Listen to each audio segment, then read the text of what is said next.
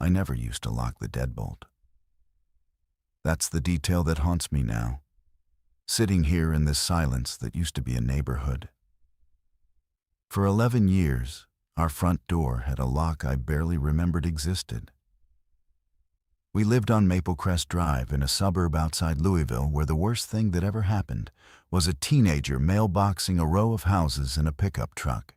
My wife, Donna, used to joke that we could leave the door wide open, and the only intruder would be the Hendersons' golden retriever.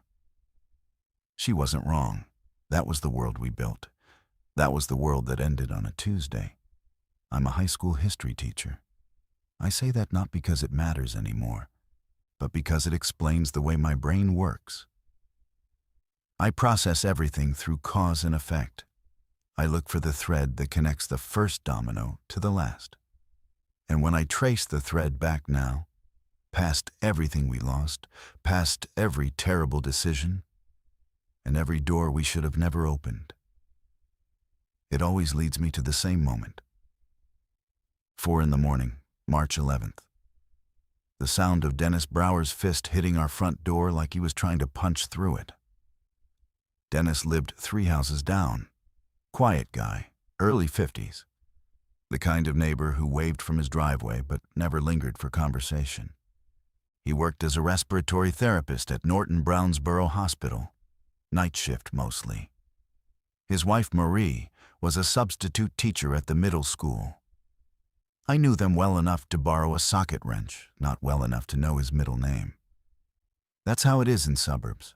You share a street, but not a life. The banging started at 4:07 a.m. I know the exact time because I looked at my phone the instant I woke up.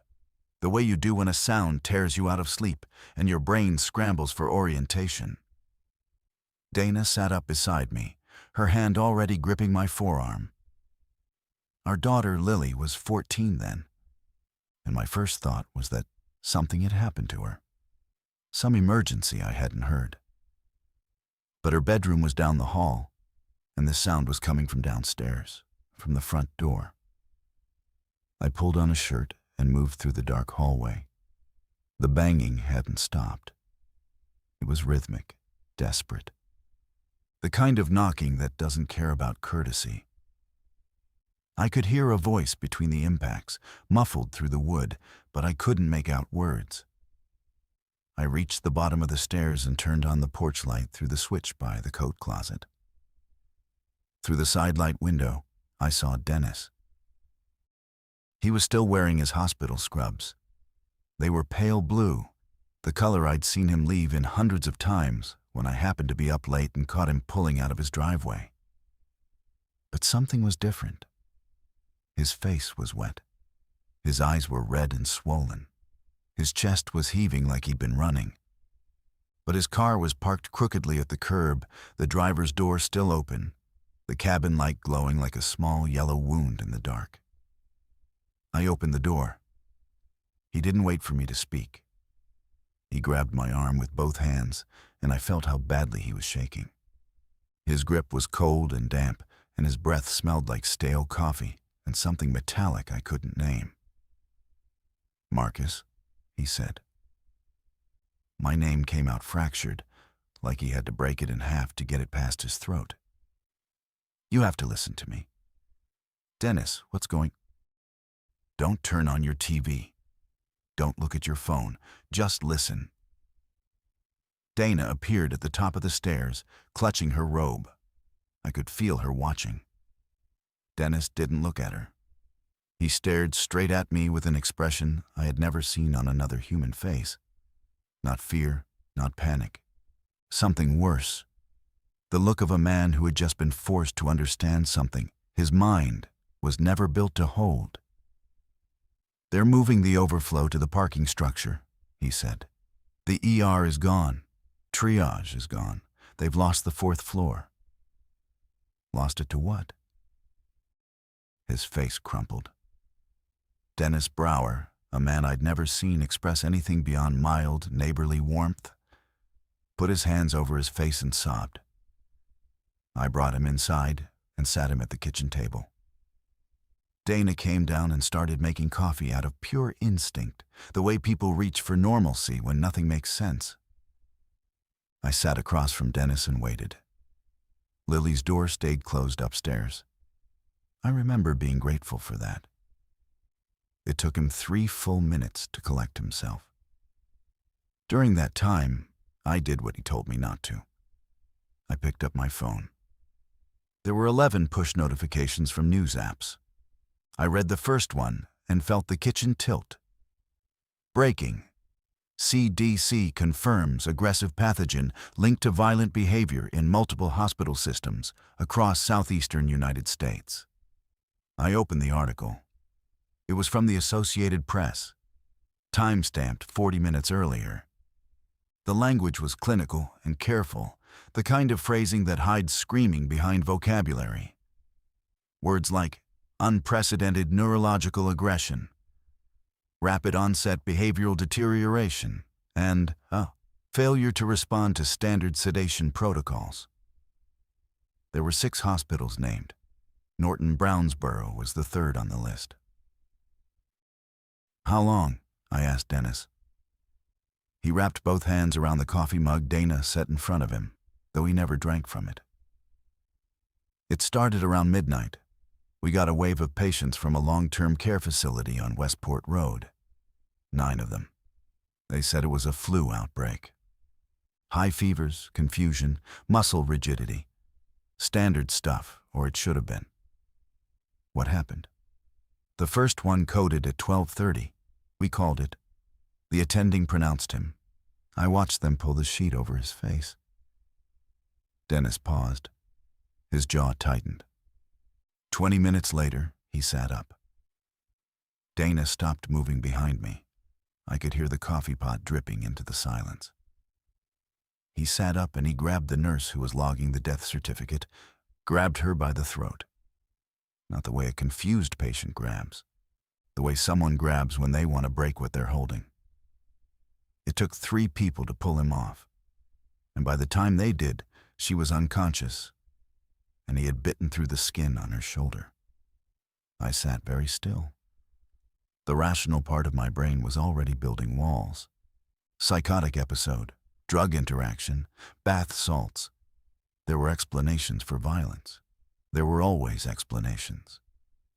"They sedated him," Dennis continued. "Restrained him. Full protocol.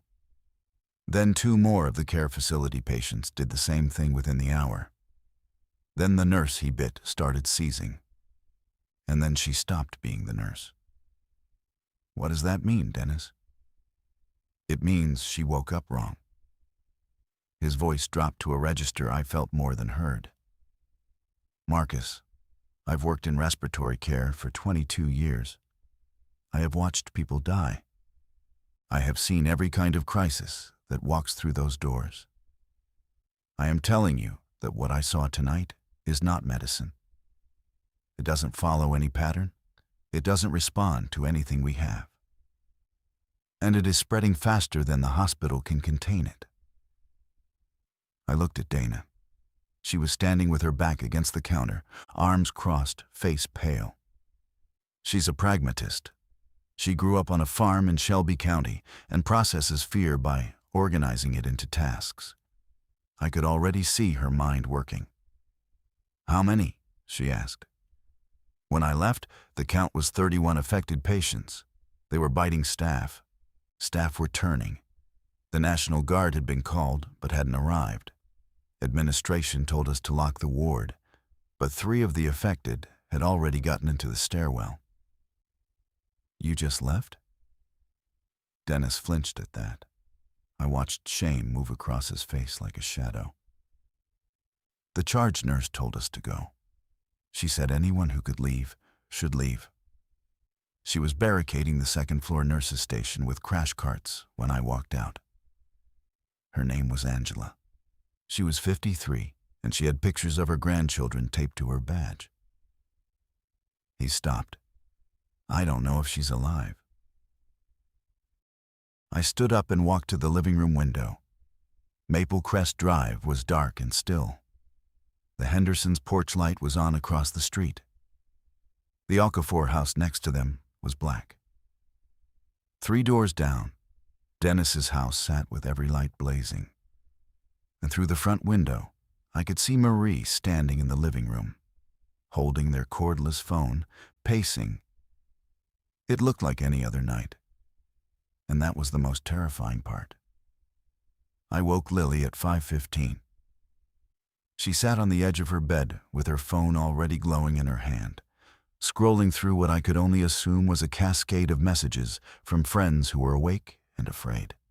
She looked up at me with those dark brown eyes that still, at 14, could make me feel like the most important person in the world. "Dad, is it real?" I sat next to her.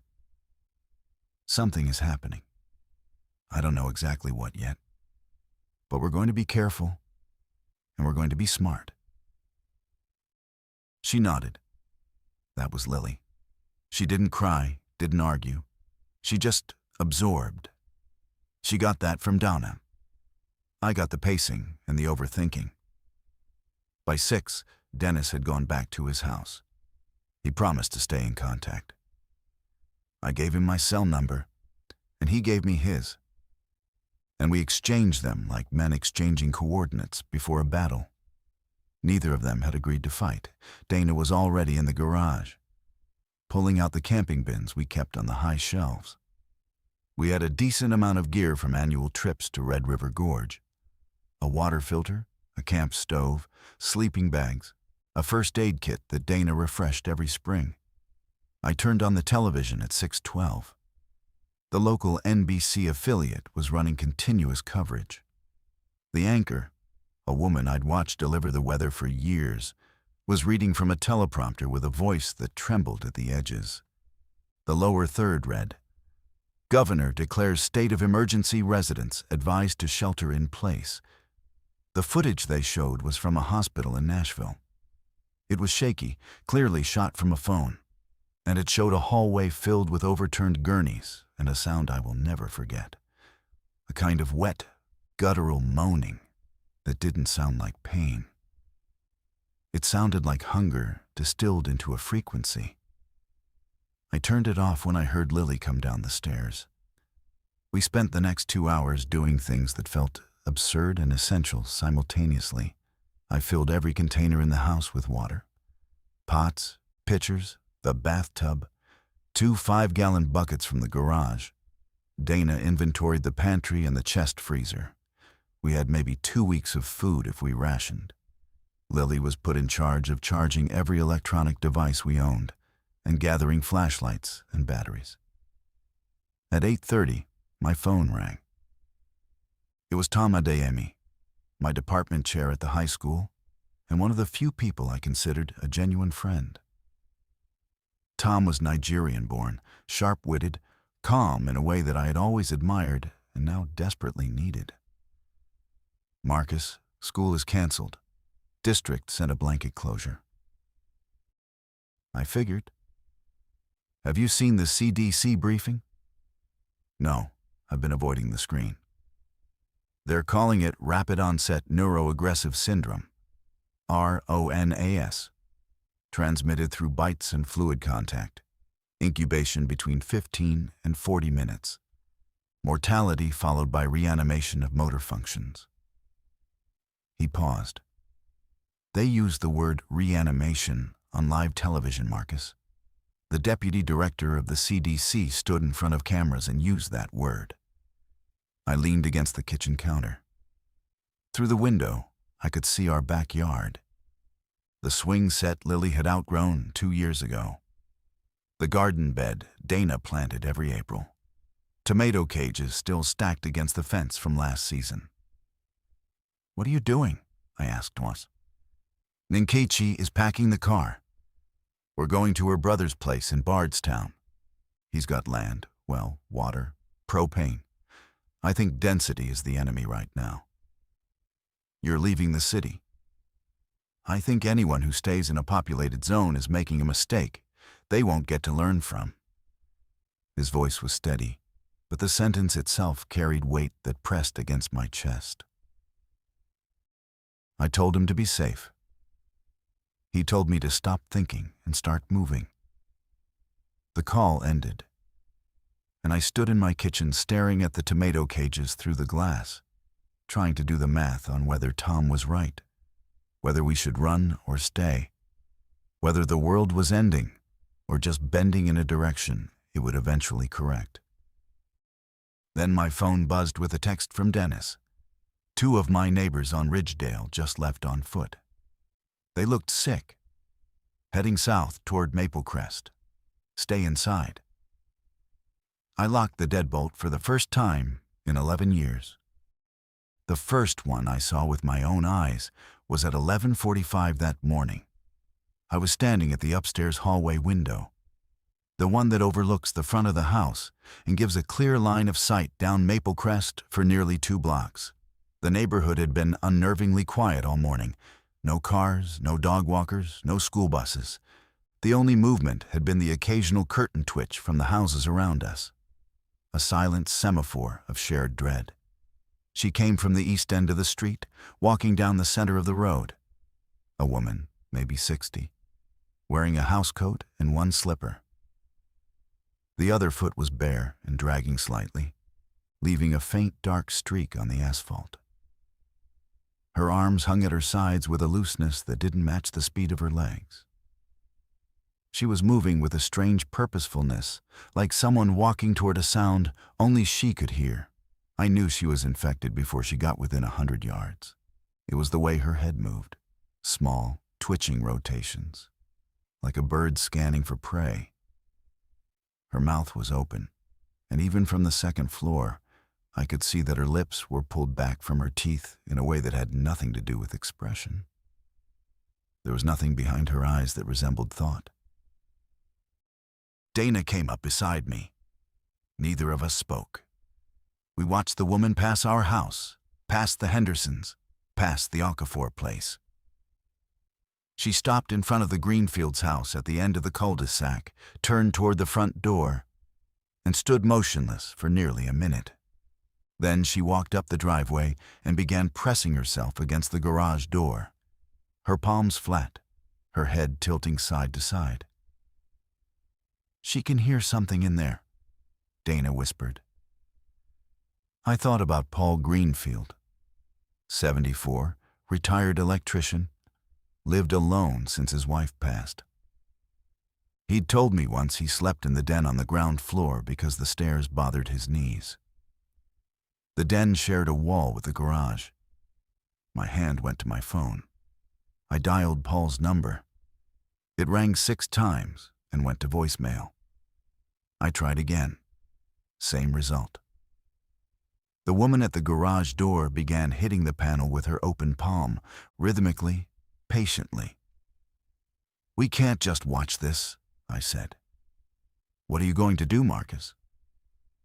Dana's voice was controlled, but her hand was gripping the window frame hard enough to whiten her knuckles.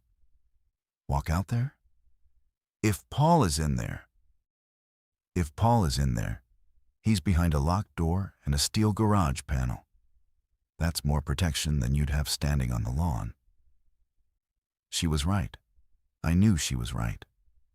But knowing it didn't stop the feeling that I was failing a test I hadn't studied for. I watched the woman hit the garage door for another 10 minutes before she lost interest and wandered back toward the road. She moved south, past the tree line at the end of the street, and disappeared. I called Paul 4 more times that day. He never answered. By early afternoon, the television was cycling through the same footage with increasing desperation. The infections had spread beyond the hospital systems. Louisville Metro Police had set up barricades on the major interstates, but reports were coming in of breaches along Dixie Highway and in the Chivoli corridor. The governor appeared on screen looking like a man who had aged 10 years in a single morning. He repeated the shelter-in-place order. He urged calm. Behind him, through a window in the state capitol, I could see military vehicles moving on the street. Dennis texted at 2 p.m. "Marie's sister in Jeffersontown isn't answering. I'm going to drive over and check." I texted back immediately. Don't. Stay home. The roads aren't safe. His response came 90 seconds later. She's alone. She's 71. I can't just sit here. I understood that impulse. I respected it. And I feared it with every atom in my body. Dennis left at 2:30. I watched his silver Camry pull out of his driveway and turn south on Maple Crest.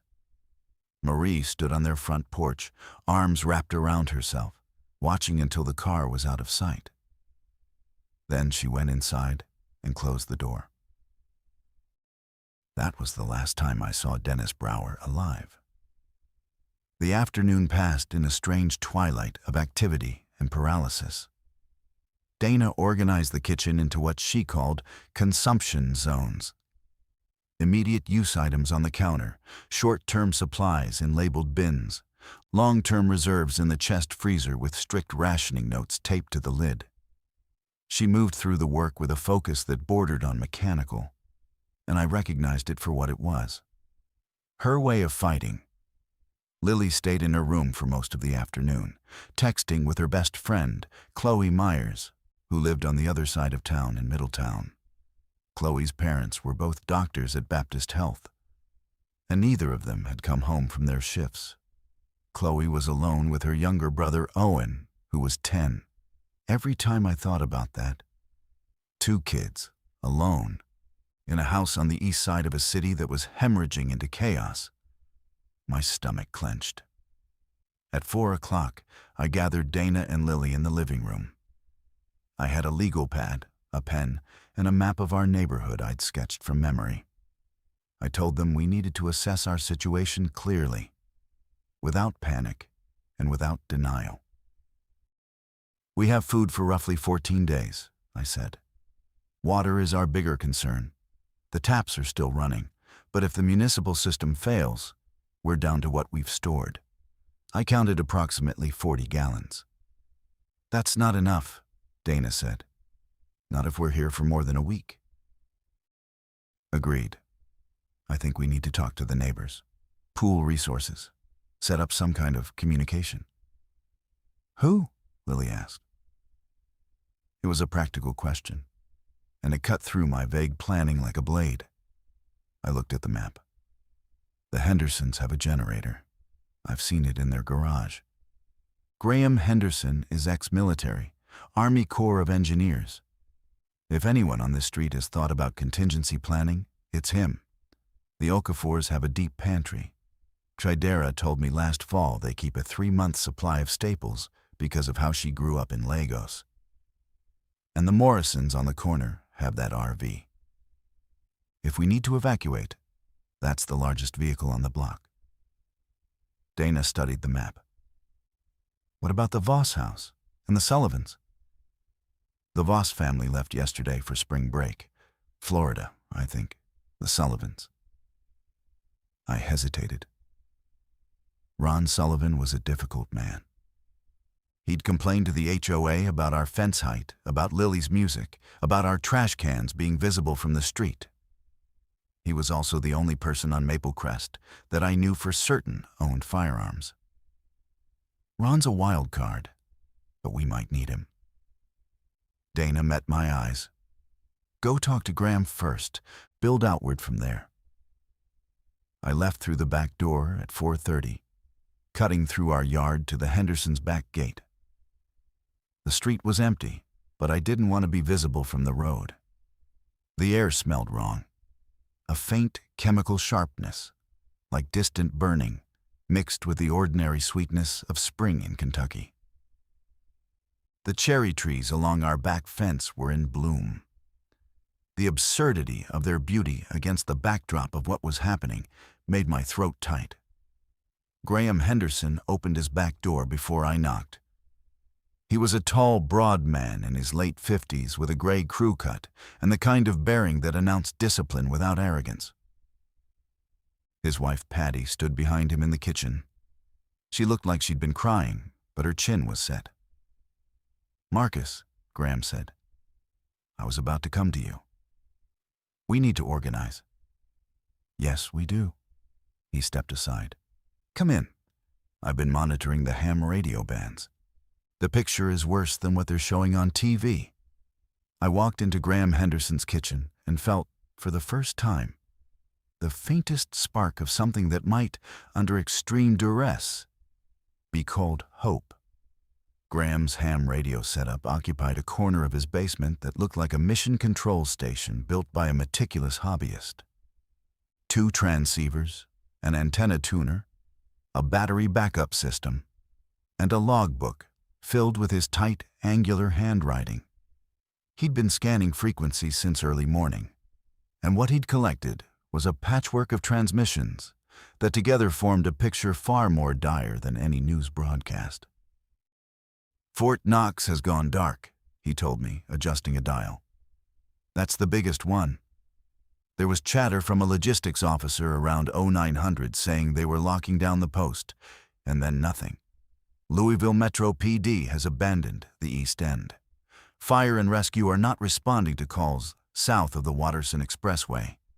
And someone on the 146.520 simplex frequency has been repeating a message for the last 2 hours, claiming that the airport is overrun. I absorbed this in pieces, the way you absorb a car accident, detail by detail, because the whole image is too large to process at once. What about federal response? FEMA is referenced in some of the transmissions, but there's no coordinated operation that I can detect. Everything sounds fragmented. Local units making local decisions, no central command. Graham leaned back. My assessment is that this thing moved faster than any response infrastructure was designed to handle. They built their plans around hurricanes and pandemics, slow-moving threats. This jumped from hospital crisis to citywide collapse in under 12 hours. Patty brought us water. She was a retired school librarian, small and sharp-eyed, with a calm that felt practiced rather than natural. She sat on the basement stairs and listened. "I talked to Chidera Okafor on the phone an hour ago," Patty said. Her husband, Emeka, drove to the university this morning to get their son, Tobias. He's a freshman at U of L. He hasn't come back. Another person out in the collapsing grid. Another thread pulled loose. "What do you think we should do?" I asked Graham directly. He looked at me the way I imagined he'd looked at engineering problems in the Army, coolly, structurally. "I think we establish a defensible perimeter using the houses on the north side of the cul-de-sac. Yours, mine, the Okafors, the Morrisons. That's 4 houses with clear sight lines, back-to-back yards, and limited road access from the south. We pool food, water, and fuel. We set a watch rotation. We keep the street blocked. With what? Morrison's RV goes sideways across the road at the entrance to the cul-de-sac. We use the Hendersons' truck." He caught himself, smiled faintly. "My truck and the Okafor's van to create secondary barriers. It won't stop a determined crowd, but it'll slow down stragglers and give us warning." "And the Sullivans?"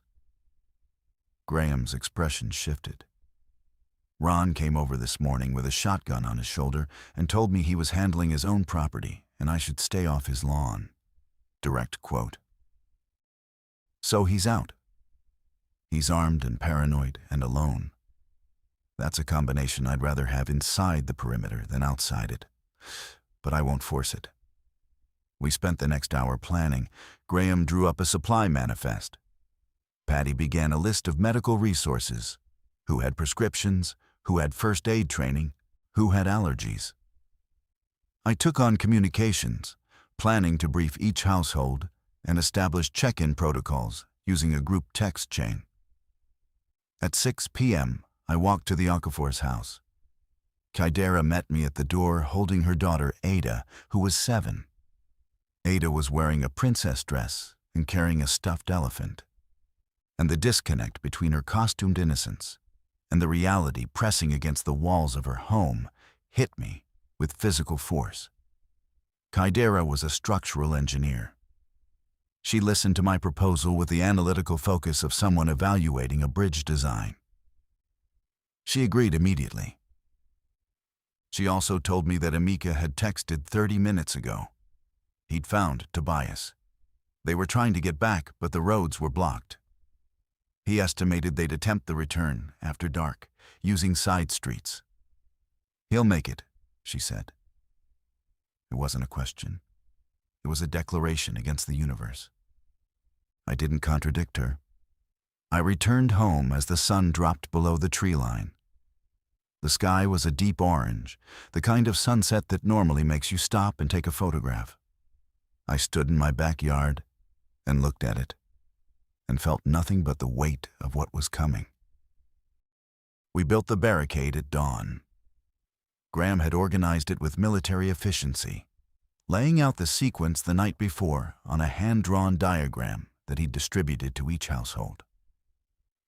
By 5:30 a.m., the Morrisons had backed their RV across the entrance to the cul-de-sac, angling it so the rear bumper kissed the curb on one side and the front grille pressed against the Voss family's stone mailbox on the other.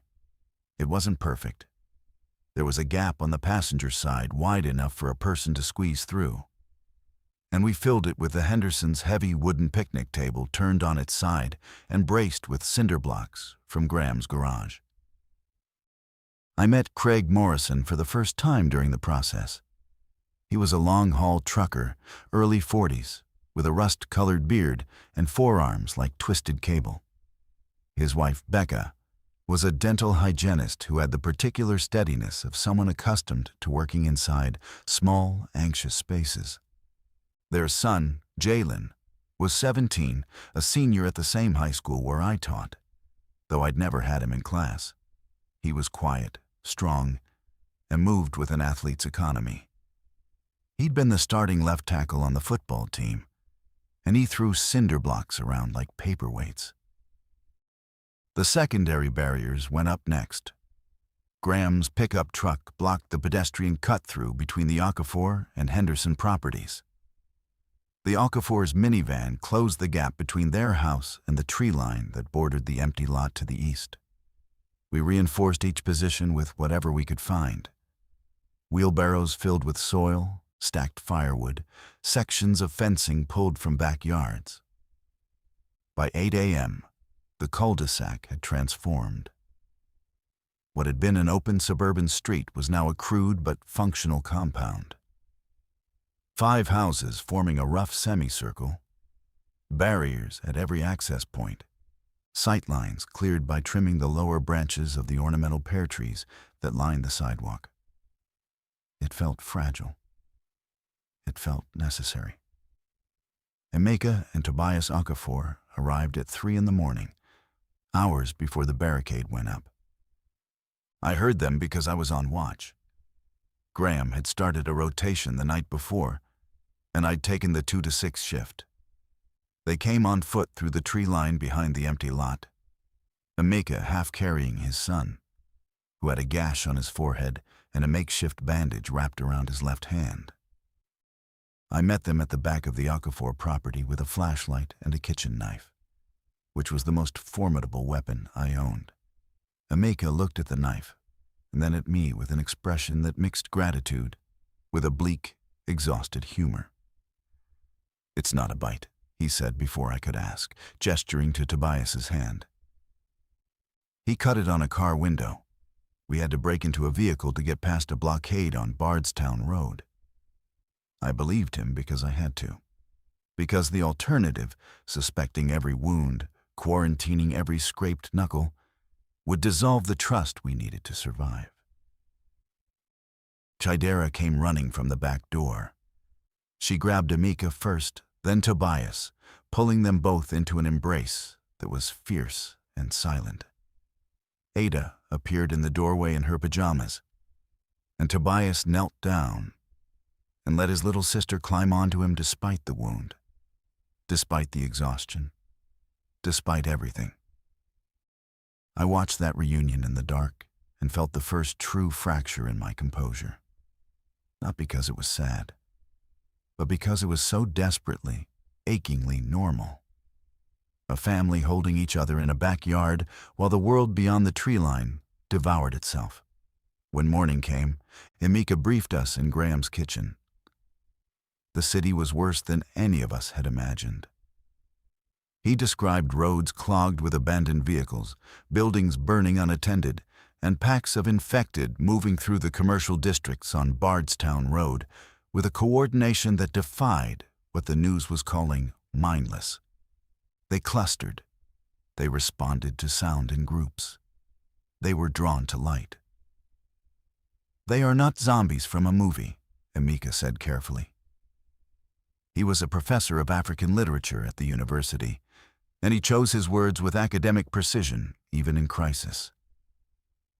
They retain some rudimentary function, pattern recognition perhaps, or instinct shaped by the architecture of the brain that remains. But make no mistake, there is no person inside them anymore. Marie Brower came to us on the second day. She appeared at the RV barricade at noon, knocking on the metal siding with both fists, calling my name. Craig Morrison was on watch, and almost didn't let her through. He came to get me, and I ran to the barrier and saw her standing in the gap beside the picnic table, clutching a canvas bag to her chest, her face a geography of grief. Dennis hadn't come home. His phone went straight to voicemail. She'd waited through the night and into the morning. And when she saw the infected gathering at the far end of Ridgedale Court, 4 of them, standing in a loose cluster in front of the convenience store like commuters waiting for a bus that would never come, she'd grabbed what she could carry and walked to us. We brought her inside the perimeter. Patty Henderson took her into their house and sat with her. I heard Marie say very quietly, "He went to help his sister-in-law. He always does the right thing. He always does the right thing." She repeated it like a mantra, like if she said it enough times, the universe would be obligated to return him safely. I didn't tell her what I feared. I didn't tell anyone. But that night, during my watch shift, I sat on the Hendersons' back deck with Graham's binoculars and scanned the southern tree line and thought about Dennis driving into a city that was eating itself alive. And I grieved him quietly, privately, the way you grieve someone before you have confirmation. When hope is still technically possible, but your gut has already written the eulogy. The second day also brought our first internal conflict. Ron Sullivan, whose house sat just outside our perimeter on the eastern edge of Maple Crest, started shouting from his front porch at around 4 p.m. He was angry about the barricades, angry that we'd used the street without what he called proper authorization, and angry that no one had consulted him. Graham walked to the edge of our barrier and talked to him calmly. I could hear the conversation from the Henderson driveway. "Ron, you're welcome to join us. We have a system, we have supplies, and we have safety in numbers." "I don't need your system, Henderson. I've got my own supplies and my own security. What I need is for you people to stop blocking a public road with your little fortress project. The road isn't going anywhere, Ron, and neither is the threat." "Threat." Ron spat the word. "I've been watching. I've seen exactly 2 of those things walk by in the last 24 hours. This whole thing is overblown. Government panic, media hysteria. You're all playing soldier in your little clubhouse." Graham didn't argue. He told Ron the offer stood and walked back. I could see the tension in his shoulders, the control it took to not engage. Graham understood something I was still learning. That in survival, some people are anchors, and you cannot tow them without sinking yourself. That evening, we held our first group meeting in the Hendersons' living room. 12 people sat in a rough circle. Dana and I, Lily, Graham and Patty, Chidera and Emika with Tobias and Ada, Craig and Becca Morrison with Jalen and Marie. Graham had prepared an agenda. which under normal circumstances might have seemed comically bureaucratic, but under these felt like a lifeline of order in a drowning world. We discussed food inventory. Combined, we estimated 22 days of careful rationing. Water was more precarious. Graham's well-pumped generator could supplement, but fuel was limited. Craig knew of a fuel depot near the industrial park off LaGrange Road, but reaching it would require leaving the perimeter. Medical supplies were basic. First aid kits, a modest collection of antibiotics from various medicine cabinets, Patty's blood pressure medication, and Dana's inhaler for the exercise-induced asthma she'd managed since childhood. Then Graham raised the subject none of us wanted to address. We need to establish a protocol for infection. If someone is bitten, we need a plan. The room went still.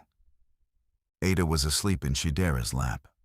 Lily was sitting next to Jalen Morrison, and I saw her glance at him, then back to Graham. Marie stared at the floor. Quarantine, Amika said. Isolation and observation. The incubation period appears to be under an hour. If someone is bitten, they go into a locked room. We wait. If they turn, He stopped. We deal with it. Deal with it how? Becca Morrison asked. Her voice was thin. No one answered. The fourth day was when the food run happened, and the fourth day was when everything changed between us. Craig Morrison volunteered to lead a supply expedition to the Kroger on Westport Road, roughly 2 miles from our perimeter. Graham opposed it. He wanted to wait, to let the initial chaos settle, to gather more intelligence from the radio. But Craig argued that waiting meant fewer supplies available, as other survivors inevitably scavenged the same stores. They went back and forth for 20 minutes in Graham's kitchen while the rest of us listened. It was the first genuine disagreement in the group, and I watched it with a historian's eye. The power dynamics shifting, the careful language of men who respected each other, but fundamentally disagreed about risk calculus. Craig won, not through force, but through a simple, devastating logic. Every day we wait, there's less out there to take and more of them between us and it. The team was Craig, Jalen, Tobias, and me.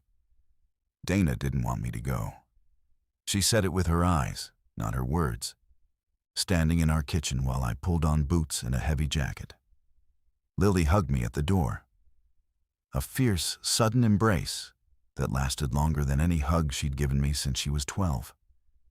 We took Graham's truck because it had the most clearance and a full tank. Craig drove. I sat passenger. Tobias and Jalen were in the bed, crouched low, each carrying a baseball bat from the Morrisons' garage. I had a tire iron. Craig had a crowbar. We looked like a maintenance crew heading to the most dangerous job site on Earth. The drive to Westport Road took 12 minutes and covered a distance that on any normal day I could have traveled in 4. We went slowly, navigating around abandoned cars, downed utility poles, and twice small clusters of infected who turned toward the sound of the engine but couldn't match its speed. I watched them in the side mirror. 4 people in business clothes, standing in the parking lot of a Starbucks, their heads tracking our truck with synchronized precision. One of them started walking toward us, then jogging, then running. They can run, I said. Some of them, Craig replied, his knuckles white on the wheel. Not all. I think it depends on how long they've been turned. The Kroger was partially destroyed. The front windows were shattered, and the parking lot held a scatter of abandoned shopping carts, dropped bags, and 3 cars with their doors hanging open like mouths mid-scream. We parked at the loading dock in the rear and entered through the employee entrance, which was unlocked and ajar. Inside was a cathedral of ruined commerce. Shelves had been swept clean in the center aisles, bread, water, canned goods, all gone. But the less obvious sections were largely untouched. Craig knew what to look for. He led us to the pharmacy area, where we collected antibiotics, painkillers, bandages, and antiseptic. We moved to the baking aisle and grabbed 20-pound bags of flour, sugar, salt, and rice that panicked shoppers had overlooked in their rush for ready-made meals. We found cases of canned vegetables and fruit in a storeroom behind the deli. We loaded everything into the truck in 4 fast, terrifying trips. It was on the 3rd trip that Jalen found the woman. She was in the employee break room, sitting in a plastic chair holding a box cutter. She was alive, uninfected. Her name was Sandra Reeves, and she was a Kroger shift manager who had been hiding in the store for 3 days. She was 42, heavy-set, with close-cropped hair and the 1,000-yard stare of someone who had witnessed the full spectrum of the collapse from inside its belly. She told us, in a voice scraped raw by thirst and fear, that the store had been overrun on the first night. Customers and employees had turned inside the building. She'd locked herself in the break room and survived on vending machine snacks and water from the bathroom sink. "Please," she said. Just that word, just once. We brought her with us. There was no discussion needed. Jalen gave her his spot in the truck bed and rode standing on the rear bumper, one hand gripping the roll bar, his face set against the wind, as Craig drove us home through the broken city. Sandra's arrival shifted the group's internal chemistry in ways I didn't fully understand until later.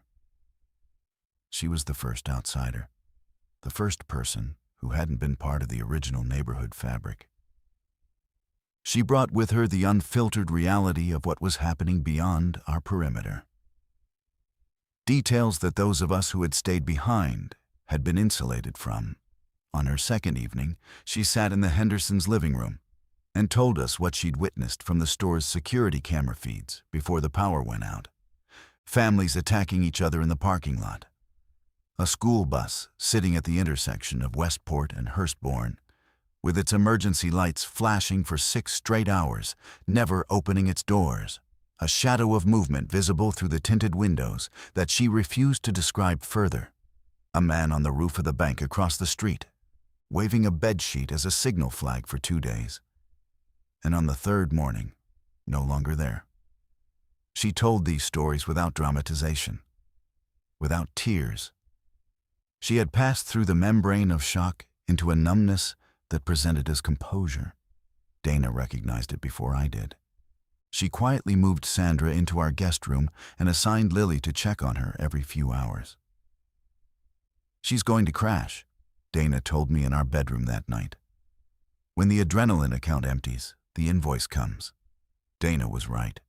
Sandra broke down on the 3rd morning, sobbing in the shower for 40 minutes, while Lily sat outside the bathroom door and talked to her through the wood about nothing. About music, about school, about a movie she'd watched the previous week. I listened from down the hall and felt a complicated pride in my daughter that was braided with a sorrow that she would never get to be purely young again. Meanwhile, the perimeter held, but its limits were becoming apparent. On the 5th day, a group of 7 infected came up Maple Crest from the south. They hit the RV barricade and pressed against it with a collective force that rocked the vehicle on its suspension. Craig, Jalen, and Graham were on watch. They used makeshift spears, broomsticks with kitchen knives duct taped to the ends, to push them back through the gap. It worked, but it took 20 minutes and left all 3 men shaking with exertion and adrenaline. That night, Graham proposed reinforcing the barricade with wire. Ron Sullivan, of all people, had a roll of razor wire in his garage. He'd bought it years ago for a property he owned in the country. Graham went to ask him for it. Ron said no. "That's my property. I paid for it. You want to play commune? You supply your own materials." Graham came back stone-faced. "He's deteriorating," he told me privately on the back deck. He's alone in that house with a shotgun and a worldview that doesn't accommodate cooperation. That's a ticking clock. I agreed, but I didn't know what to do about it. You can't force a man to join a community. You can't argue someone out of an identity that's calcified around self-reliance as a moral absolute. Ron Sullivan saw our cooperation as weakness, our pooled resources as socialism, our barricades as an infringement on his autonomy. In the old world, these were philosophical positions. In this one, they were survival strategies. And his was failing. The seventh day brought rain, a heavy, sustained downpour that turned the streets into shallow rivers and reduced visibility to 30 feet. It also brought the first moral crisis I couldn't navigate with a legal pad and good intentions. Tobias Okafor's hand wasn't healing. The cut he'd gotten breaking into the car on Bardstown Road had become infected. The mundane bacterial kind, not the kind that reanimated corpses, but dangerous nonetheless. The skin around the wound was red, swollen, and hot to the touch. Dana, who had the most medical knowledge among us from a semester of nursing school she'd completed before switching to agricultural studies, said he needed proper antibiotics. The ones we'd salvaged from the Kroger pharmacy were broad spectrum, but insufficient for what looked like a deep tissue infection progressing towards cellulitis. He needs IV antibiotics, Dana said. What we have might slow it down, but if this moves to his blood, we're looking at sepsis. Kaidera's face went rigid. Where do we get IV antibiotics? A hospital? A clinic? A veterinary practice even? Emeka and Chidera looked at each other across the kitchen table. And in that look, I saw parents doing the arithmetic of risk. The life of their son weighed against the probability of death in the attempt to save him. The argument over Tobias's treatment became the fault line along which our group nearly split. Craig wanted to mount a second expedition to the urgent care clinic on Shelbyville Road, roughly 4 miles away. Graham opposed it, not because he didn't care about Tobias, but because the tactical calculus had changed. Since the food run, the density of infected in the surrounding area had visibly increased. The rain seemed to agitate them. I'd watched from the upstairs window as a group of 12 passed the end of Maple Crest in a loose column, moving with that horrible synchronized drift. And the sight had turned my confidence in our barriers into something much more fragile. We got lucky at the Kroger, Graham said during the heated discussion in his living room. The store was mostly empty. We were in and out in under an hour. A medical facility will be different. Clinics were overwhelmed on day one. They'll be full of infected. And we'd be going farther in worse weather, with worse visibility. Then we let Tobias die? Craig's voice was sharp. Becca put a hand on his arm. I'm saying we need a better plan than driving into the unknown and hoping. He's 19 years old, Graham. I'm aware of that. I'm also aware that losing half our capable adults on a failed mission helps no one, including Tobias. Emeka stood up. The room went quiet. He was not a physically imposing man, lean, bespectacled, with the gentle posture of someone who spent his life among books. But when he spoke, it carried a weight that rearranged the air. I will go alone, he said. This is my son. The risk is mine to take. Give me the truck. Tell me where the clinic is, and let me do what a father does. You're not going alone, I said. The words came out before I'd fully decided to say them. Dana's eyes found mine across the room. I didn't look at her. I couldn't. I'll drive.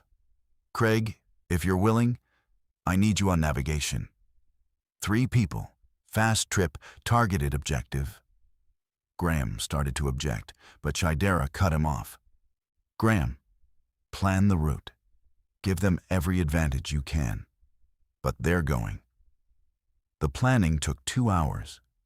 Graham mapped the route that using his knowledge of back roads and the intelligence he'd gathered from radio transmissions about which areas had the heaviest infected concentrations. We'd take Graham's truck again, approach the clinic from the rear service road, and carry breaching tools in case the doors were secured. Dana assembled a list of exactly what we needed. Specific antibiotic names, dosage forms, wound care supplies. She wrote it on an index card and pressed it into my hand with a grip that lingered. Lily was standing in the hallway when I went to get my jacket. She didn't say anything. She just stood there, looking at me with an expression that held every conversation we'd ever have and might not get to.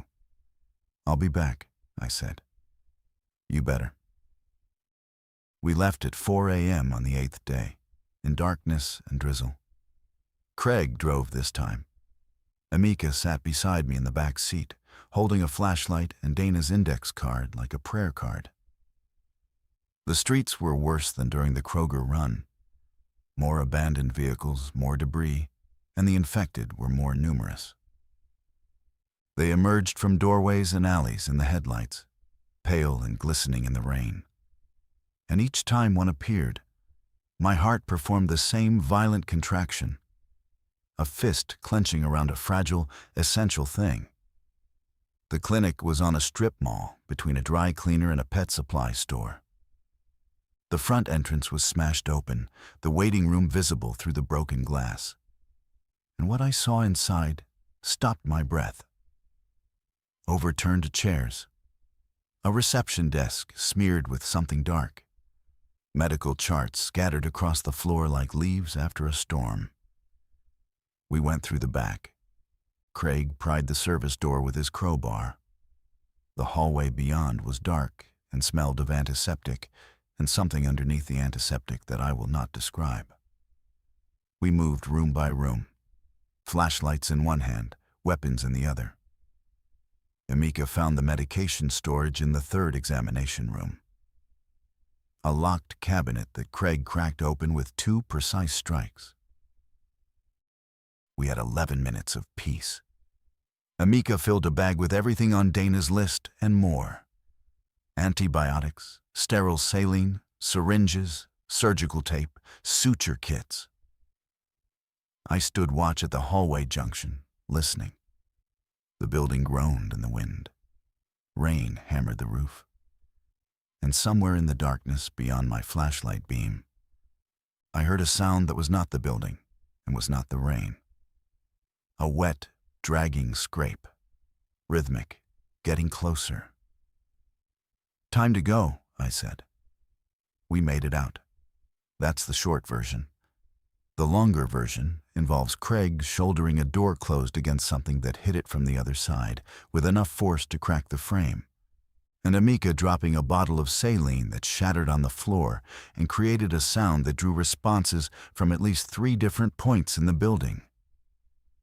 And me running down a hallway with my tire iron raised and my vision tunneled to a point of pure, crystalline focus that I have never experienced before or since. We made it to the truck. Craig floored it. Something hit the tailgate as we pulled away. I felt the impact through the chassis but didn't look back. Amika was clutching the medication bag to his chest like it contained the last remaining evidence that goodness existed. We returned to the perimeter at 5:45 a.m. Dana met us at the barricade. She took the bag from Amika without a word and went straight to the Okafor house to begin treating Tobias. Kaidera was waiting on the porch. She took Amika's face in both hands and pressed her forehead against his, and they stood like that, a closed circuit of shared terror and relief, while the rain soaked through their clothes. Tobias responded to the antibiotics within 36 hours. The swelling receded, the fever broke, and color returned to his face in stages, like dawn arriving. Dana changed his dressings twice a day with a clinical efficiency that masked the emotional investment I knew she carried. She'd told me once, early in our marriage, that she'd left nursing school because she couldn't separate patient outcomes from her own sense of self. "I can't just treat someone," she'd said. "I become responsible for them in my own mind, and that's not sustainable." Now, in a world without hospitals, her abandoned training had become our most valuable communal asset, and the weight she'd tried to avoid had settled onto her shoulders like a yoke she couldn't refuse. By the 10th day, our perimeter had become a functioning micro-society. Graham ran security. Craig handled logistics and physical labor. Amika organized education for the children, Ada, and a structured set of lessons for Lily and Jalen that he insisted on maintaining. "Civilization is a habit," he told me. "The moment we stop practicing it, we lose it." Kaidera assessed our structural vulnerabilities and designed improvements to the barricades. Becca Morrison managed medical supply inventory. Patty Henderson cooked communal meals from our pooled rations, turning rice and canned vegetables into dishes that, if not delicious, were at least warm and reliable. Sandra Reeves, recovered from her breakdown, took over water management with a methodical intensity that reflected her shift manager discipline. Marie Brower helped wherever she was needed, moving through tasks with a quiet determination that I understood was her way of staying ahead of the grief that stalked her every waking moment. And me. I became the mediator, the one people came to with complaints and concerns. I think it was the teacher in me. The habit of standing in a room and managing competing needs, of making every person feel heard without losing sight of the objective. I didn't want the role. I'm not sure anyone noticed I had it until it was already established. On the 11th night, Ron Sullivan's house went dark. Not just lights out dark, silent dark. No generator hum, no movement behind the curtains, nothing. Graham and I walked to the edge of our perimeter and looked at his house through binoculars. The front door was open. Not ajar, wide open, swinging lightly in the breeze. "Do we check?" I asked. "We check," Graham said. We crossed the 30 yards between our barrier and Ron's front porch, with weapons raised and hearts hammering. The house was empty. Ron's shotgun was gone. His truck was still in the garage. The kitchen table held a half-eaten can of beans and a glass of bourbon with a dead fly floating in it. On the counter, written in marker on the back of a power bill, were 5 words: "Can't do this alone anymore." We never saw Ron Sullivan again. His house became our easternmost outpost, and his absence became a lesson that settled into all of us differently, depending on what we feared most. The 15th day is when the horde came. We'd been tracking a gradual increase in infected activity around the perimeter for 3 days.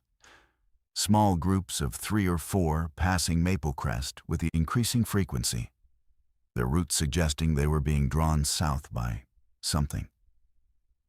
A fire, perhaps, or a pocket of survivors making too much noise.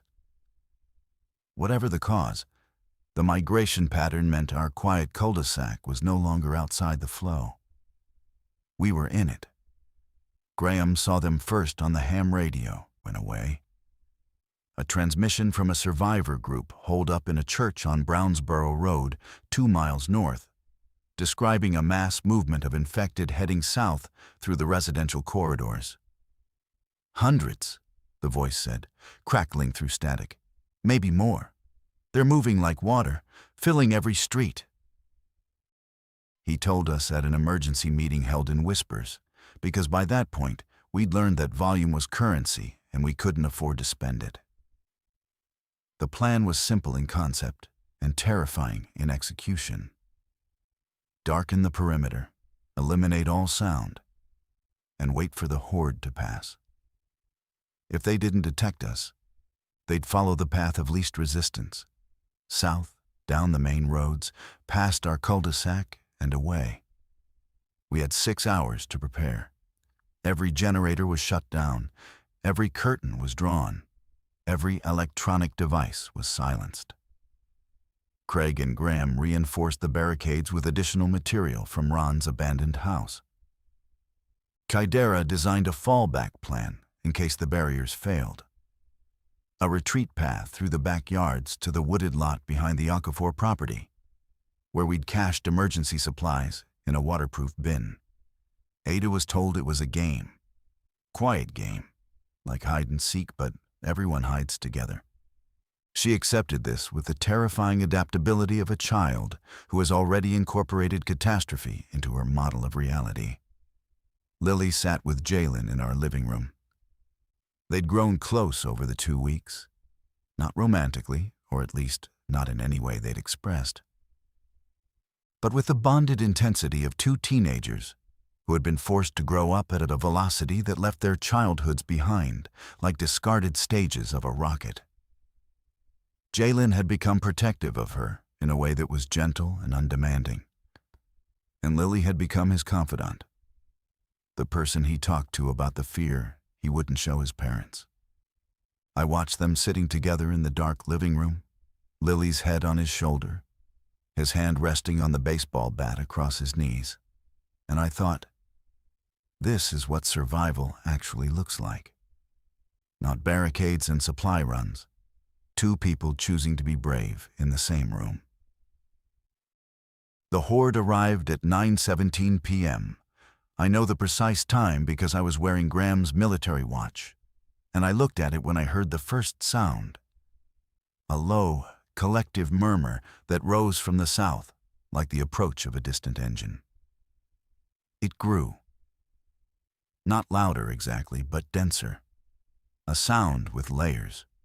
Footsteps, hundreds of them, shuffling on asphalt. The wet click of jaws working.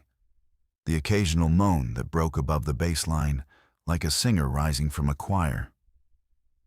I was at the upstairs window of our house, the same window where I'd first seen the infected woman in the housecoat. The street below was dark.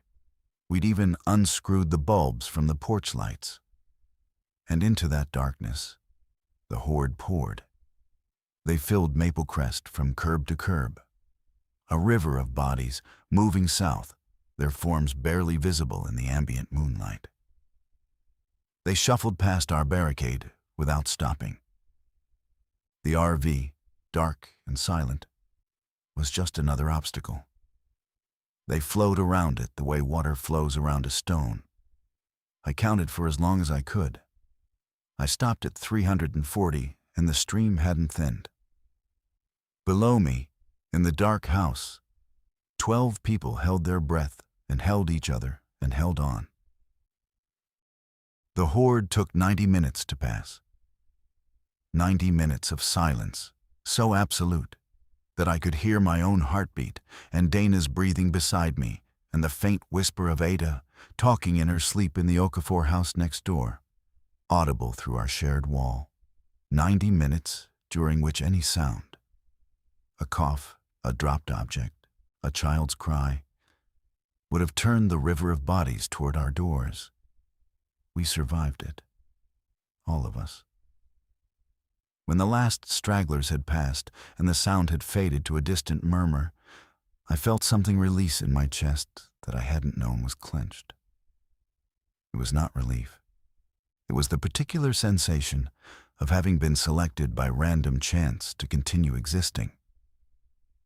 The understanding that survival was not a reward for our planning or our courage, but a coin flip that had landed our way this time and might not the next. Graham called a meeting at midnight. We sat in his living room by the light of a single candle, 12 faces drawn and pale, and he said what I think all of us already knew. We can't stay here. The silence that followed was not disagreement. It was the sound of people releasing the last thread of attachment to the lives they'd built. The horde passed us tonight, Graham continued. Next time one of them might stop. One might hear something. One might wander up the driveway. And if one stops, more follow. The perimeter held against small groups. It will not hold against what just walked past our front door. "Where do we go?" Sandra asked. Graham unfolded a map he'd been working on for days, marked with radio intelligence and his own military analysis. "There's a rural community forming near Taylorsville Lake, 40 miles southeast. Multiple transmissions confirm organized survivors, agricultural resources, and defensible terrain. They're accepting newcomers. They have medical facilities." 40 miles, Craig repeated. 2 vehicles, dawn departure. We caravan south on back roads, avoid population centers, and reach the lake community by midday. The planning consumed the next 4 hours. We divided supplies between Graham's truck and the Okafor's minivan, which Chidera had maintained in running condition with fuel siphoned from Ron's abandoned vehicles. Every family packed 1 bag. Every non-essential item was left behind. At 3 a.m., I walked through our house for the last time. I stood in the kitchen where I'd drunk coffee every morning for 11 years. I stood in Lily's room, where the walls were still covered with posters of bands she'd loved 6 months ago and had now outgrown in ways that had nothing to do with the taste. I stood in our bedroom and looked at the bed Dana and I had shared for 15 years. The nightstand with her reading glasses. The closet door she never fully closed. I picked up 1 photograph from the mantel. Our family at Red River Gorge 2 summers ago. Lily between us, all 3 of us laughing at something I couldn't remember. I put it in my jacket pocket and walked out. Dana was waiting by the truck. She looked at me with an expression that held everything she couldn't say. The grief and the fear, and the stubborn, unbreakable insistence on forward motion that had defined her since the moment Dennis knocked on our door. "Ready?" she asked. "No," I said. "Let's go." We left at 5:15 a.m. on day 16. 2 vehicles, 12 people, 40 miles of broken road between us and whatever came next. The sun was rising behind the cloud cover, turning the sky a muted gray that held no warmth. Maple Crest Drive receded in the rearview mirror. And I watched our house, our home, shrink to a shape, then a speck, then nothing. Beside me, Lily was looking forward. We reached Taylorsville Lake on the evening of the 16th day. The community was real. Fences, gardens, armed patrols, and a medical tent where a veterinarian with steady hands started to buy us on a proper antibiotic course within the hour. Graham shook hands with the perimeter commander, a former state trooper named Walsh, and I watched 2 men who understood structure recognize each other instantly. We were given tents. We were given food that someone else had cooked. Amika sat in a folding chair and cried, without sound, while Ada slept in his lap. Marie Brower stood at the edge of the lake and looked north, toward Louisville, toward a husband she would never stop waiting for. Becca Morrison held Craig's hand and stared at the water. Sandra Reeves asked where she could help and was put to work within minutes. That night, I sat by the shore with Donna. The water was black and still. Somewhere across the lake, a dog barked. The first animal sound I'd heard in over 2 weeks. Donna leaned against me. "We're different now," she said. She was right. The people who locked the deadbolt on Maple Crest Drive were not the people sitting on this shore. We'd been rebuilt by necessity, reshaped by choices I still wasn't sure were right. Dennis Brower knocked on my door and handed me a truth I couldn't return. I carried it here. I'll carry it forward, whatever that means now.